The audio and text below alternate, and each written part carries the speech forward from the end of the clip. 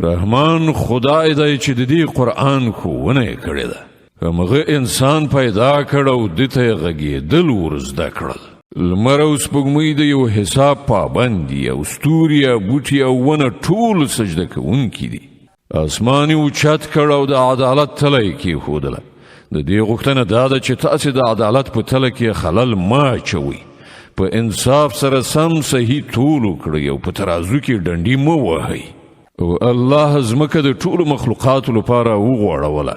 په هغې کې هر راز زیاتې خوندورې میوې دي. د خرماو ونې دي چې میوې پر پوښونو کې نغښتې دي.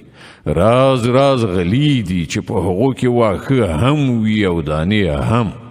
او هم د ریحان بوټي شته چې ډېر ښه بوی لري. نو ای پیریانو او انسانانو، تاسې به د خپل پروردګار کوم نعمتونه دروغ وګڼئ؟ انسان لکه دوړې غوندې کړنګېدونکې وچې ورستې شوې خټې څخه پیدا کړ او پیری د اور له شغلې څخه پیدا کړ. نو ای پیریانو او انسانانو، تاسې به د خپل پروردګار د قدرت کوم عجایب دروغجن کړئ؟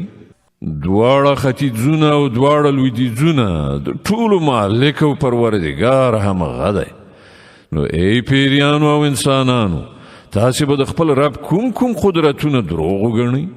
2 سمندرونه یې خوشې کړل چې سره یو ځای شي. بیا هم د هغو ترمنځ یو پرده حایله ده چې هغوی ترېنه تجاوز نه کوي. نو ای پیریانو او انسانانو، تاسې به د خپل پروردګار د قدرت کومې نښانې دروغجنې کړئ؟ له دغو سمندرونو څخه ملغلرې او مرجانونه راوځي. نو ای پیریانو او انسانانو، تاسې به د خپل پروردګار د قدرت کوم کمالونه دروغجن کړئ؟ او دا بیړۍ د همغه دي چې په سمندر کې د دنګو غرونو په څیر لوړې پورته شوي دي. نو ای پیریانو او انسانانو، تاسې به د خپل پروردګار کومې لورینې دروغجنې کړئ؟